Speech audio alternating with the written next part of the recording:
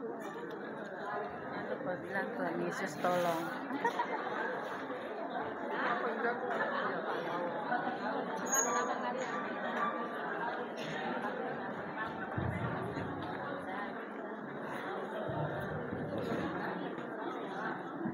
Mari cek. Tes deh.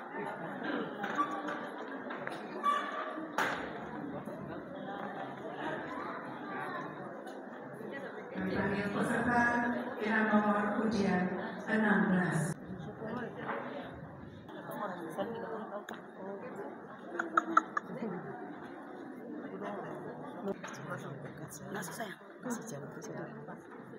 Hadirin dan Dewan Juri, inilah peserta dengan nomor ujian 16 dengan judul cerita Sukung Kapas Pemisah Gandum.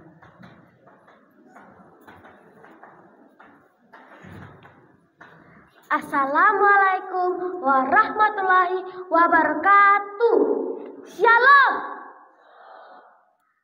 Bapak Ibu Dewan Juri dan Bapak Ibu Panitia yang saya hormati dan para penonton serta teman-teman yang berbahagia. Perkenalkan, nama saya Serin Taluta, asal sekolah saya dari SD Impres Mata 4 Eti. Sekarang saya sudah duduk di kelas 5. Hari ini saya akan menceritakan sebuah cerita yang benar-benar terjadi atau nyata dengan judul Pohon Sukun Pemisah Gandum. Ratusan tahun yang lalu hiduplah dua orang lelaki yang bersaudara kandung. Mereka hidup saling menyayangi dan saling menghormati. Keduanya tinggal di suatu pulau kecil yang bernama Pulau Anyo-Anyo. Pulau itu disebut Pulau Anyo-Anyo karena jika dilihat dari jauh, nampak seperti mengapung di atas permukaan air laut. Di tempat mereka tinggal, mereka bekerja sebagai petani dan nelayan. Di tempat mereka tinggal juga banyak tumbuh-tumbuhan yang beraneka ragam. Salah satunya pohon sukun. Pohon sukun yang dikenal adalah sukun kapas. Disebut pohon sukun kapas karena isinya putih bersih seperti kapas. Sukun kapas adalah makanan kesukaan mereka karena rasanya bila dimakan terasa sedap. Suatu hari terjadi pertikaian antara mereka berdua. Pertikaian tersebut dikarenakan karena mereka berdua memperebutkan satu buah sukun kapas. Di suatu sore yang cerah, mereka berdua duduk di depan rumah mereka sambil bercakap-cakap. Tiba-tiba, sang adik pun mengatakan niatnya untuk mengambil buah sukun milik sang kakak. Kata sang adik, "Kakak, bolehkah aku mengambil buah sukun milik kakak?" Tanya sang adik dengan penuh harap.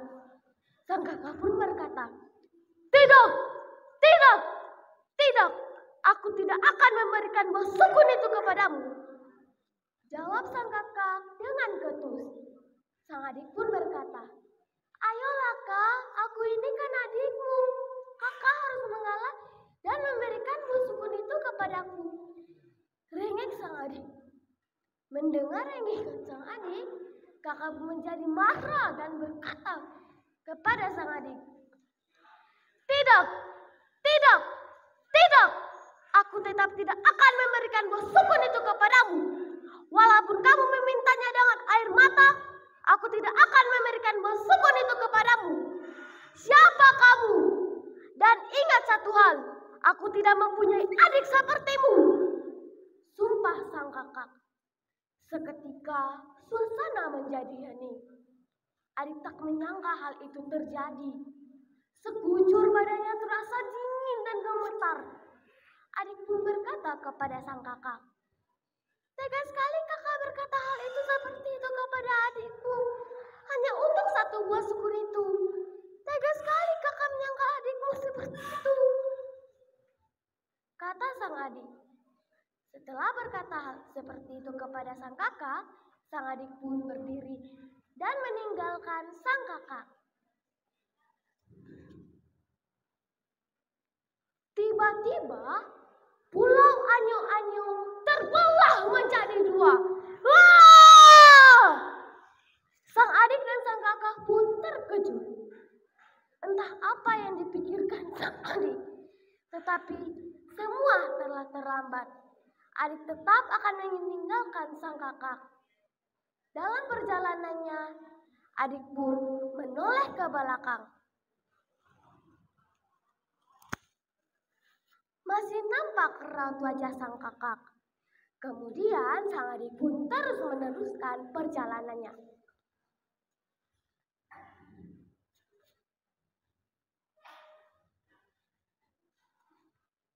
Kemudian sang adik pun tiba di negeri Haria.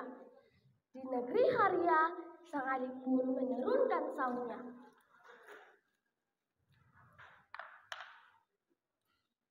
Setelah menurunkan saungnya, sang adik pun turun dari perahu. Nah, setelah adik turun dari perahu, sang adik pun naik ke atas batu dan melihat kembali kakaknya.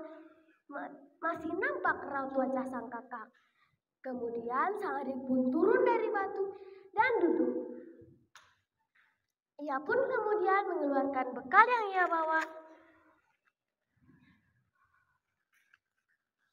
dan memakannya.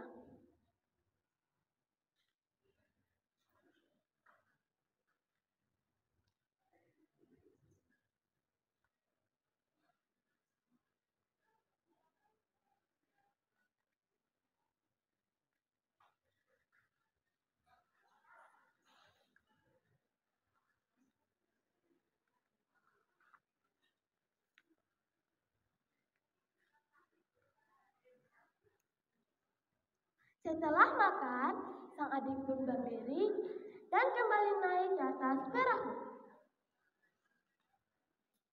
Setelah itu, sang adik pun menarik saungnya kembali.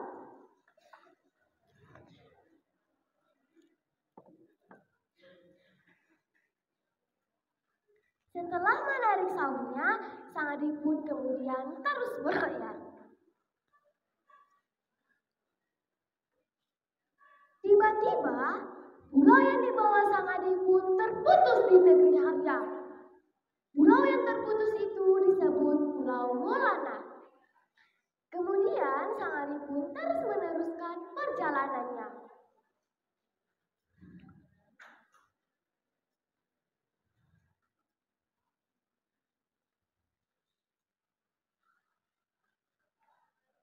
Setelah itu, sang adik pun tiba di Pulau Ambon.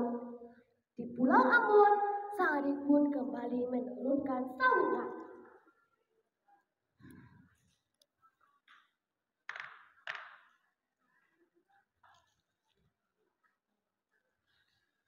Setelah menurunkan saungnya, sang adik pun turun dari perahu.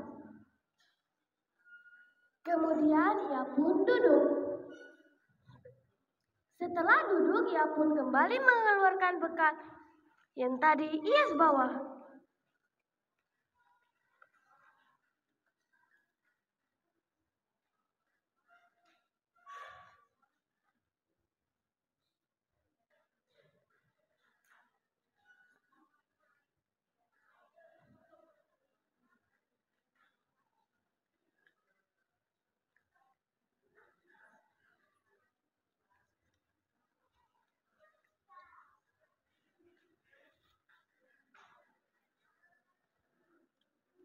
Selesai makan, sang adik pun berdiri dan mencari tempat yang aman untuk beristirahat.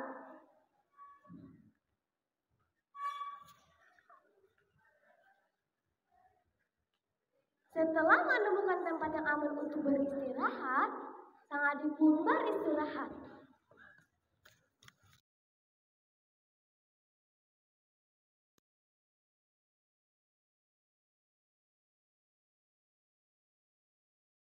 Setelah bangun dari istirahat, sang adik pun kembali naik ke atas perahu. Setelah naik ke atas perahu, sang adik pun kembali menarik saunya.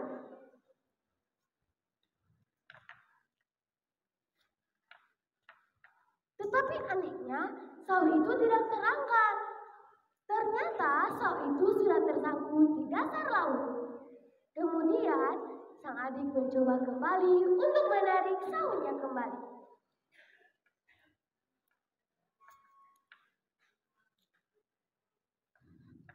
Karena sudah tidak tahan, sang adik pun mengambil pisau dan memotongnya menjadi 3 bagian.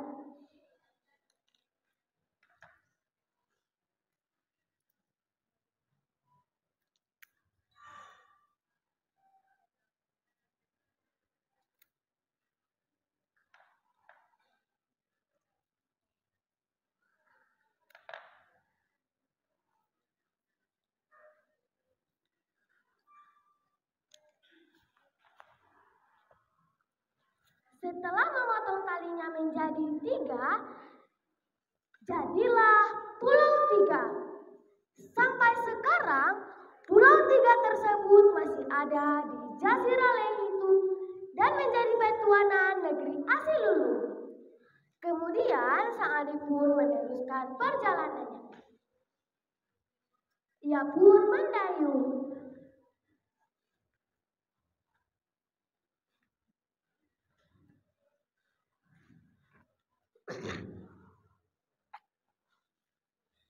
Setelah mendayung beberapa lama, sang adik pun tiba di suatu pulau.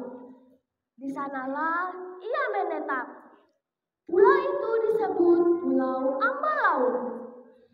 Pulau Ambalau mempunyai 7 negeri yang penduduknya beragama Islam, yakni Elara, Selasa, Siwor, Ulima, Lumoy, Masaoy, Ulima, dan Kampung Baru. Kemudian sang kakak tinggal di pulau yang terputus yang diberi nama Pulau Nusa Laut. Pulau Nusa Laut juga mempunyai 7 negeri yang penduduknya beragama Kristen, yakni Nalahya, Amet, Akon, Abu,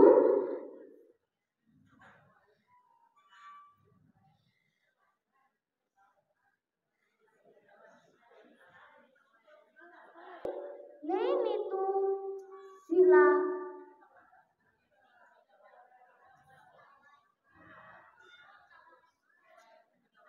Perpisahan tersebut menyebabkan Pulau Nusa Laut disebut sebagai kakak dan Pulau Ambalau menjadi disebut sebagai adik. Pohon sukun yang menjadi sebab perpisahan tersebut sampai sekarang banyak tumbuh di kedua pulau tersebut. Dari cerita sukun Kapas berpisah gandum, dari Nusa Laut dan Ambalau mengajarkan bahwa kita semua adalah satu saudara yang tidak dapat dipisahkan satu dengan yang lain.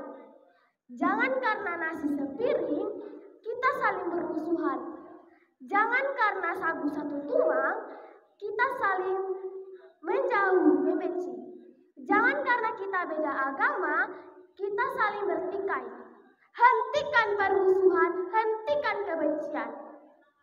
Di Indonesia, bahkan di dunia, Maluku dikenal dengan ikatan Tela Gandong.